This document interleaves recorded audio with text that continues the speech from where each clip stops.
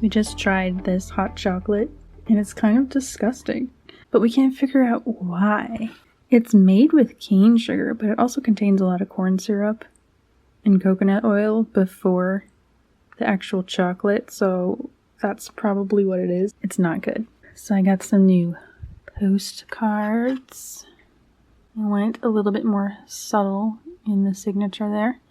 Back is blank because I use these to write thank you notes and letters and stuff. And I ran out. Yes, lucky me. People like things, don't they, Maggie? So what does that mean? I sent 50 or 100 packages last year? That seems like a lot. But yep, got all those. Also, when I was counting inventory, I found a bunch of these coloring pages that I made for craft fairs and stuff. And it looks like there's a lot, but they're just like really thick. I made these with sketchbook paper so that you can actually use art supplies on them.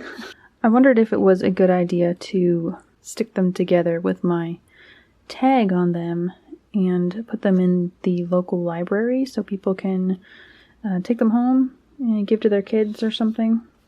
Color in. I don't think that would be effective marketing or anything, but it would definitely be something nice for the community, you know. The street box libraries that people build and put books in. We have one of those and it's empty a lot. People put stuff in there and then everything's gone. So I think it would be interesting to put in there, I guess. Sometimes I put like my old zines in there if I'm not really satisfied with them or something.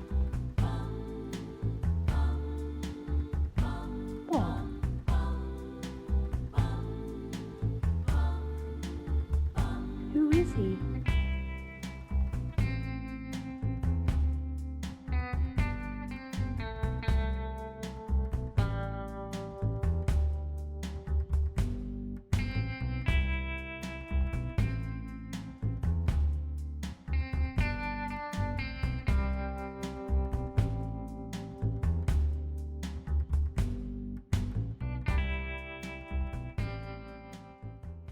Please excuse my whole existence. So I was talking recently about the vet office thing because I post a painting there. There isn't really any context for it, and I'm trying to work out the details that we never worked out, which was office has a new painting to look at every month, and something like 20% of the proceeds of any sales that happen while it's there. If the painting sells, then a portion of that goes to the business, as a thank you for hosting. But we never really worked out the details. I'm the person who neglects to introduce myself to the neighbor, and then 10 years later I don't know what their name is, and it's way too late to ask. So a year later I'm now trying to hash out those details, and so there's this back and forth that happens, and every time I'm just so full of anxiety. It's getting closer, and then once I work that out, then I will be able to lean into that really hard and market the thing, because that's the kind of thing that is really easy to write a press release for.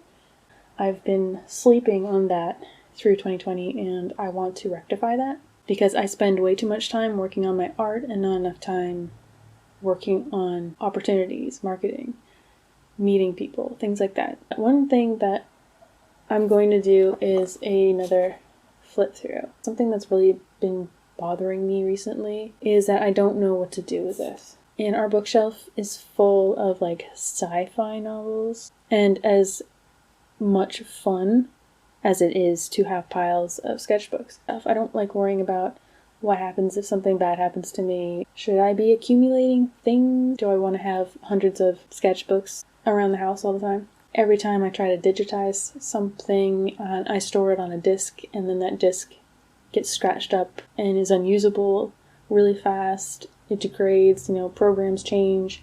Do I care if I lose stuff? I don't know. What do you guys do when you guys have a lot of scrapbooks, sketchbooks, art journals, paper, written journals? What do you do with that stuff? Because I want to do something. And I feel like this particular sketchbook is not a beautiful art book. I don't like the format. I don't really like the tall, skinny format. I know some people do. I don't like the thickness of the paper anymore. I used to, but now I don't. and some people do. But yeah, I think I'm giving up on these ones. So yeah, I'm having a nervous kind of week. My battery died, so I'm talking to you now. So I've been having a nervous kind of week, and I'm honestly really proud of myself for taking a moment to do this hard thing that I've been ignoring for a year. I'm starting a new painting, but we've mostly worked out what to do with the vet office. So every month I'm going to choose a painting each month that I will display at the vet office, and if anyone purchases the painting while it's there during the month of whatever, I think I've decided that half of the purchase price will be donated to the SPCA. It sounds a little bit daunting, especially I haven't decided if I want to do that online as well, because of Etsy will take a lot of the cut, and then there's issue with like shipping, because on my paintings I do free shipping and I'm just paying the shipping pretty much. It's not built in, so I'm not sure how I'm gonna make that work, because at 50% it's already like pretty much non-profit, but it's just one painting a month, so I'm gonna try it for a while and see how that goes. Probably nothing will really happen, but like whatever, it's a thing. It's worth a try. And now that we figured out exactly what is happening, I feel more confident in actually talking about it. Whereas before I was just kind of like putting it in and then not really announcing it to anybody. So yeah, there's definitely a little bit of awkwardness kinks to work out, but it's significantly less awkward, and I think it would be interesting. It would be an interesting way to kind of connect with new and different people in person or online, so we'll see.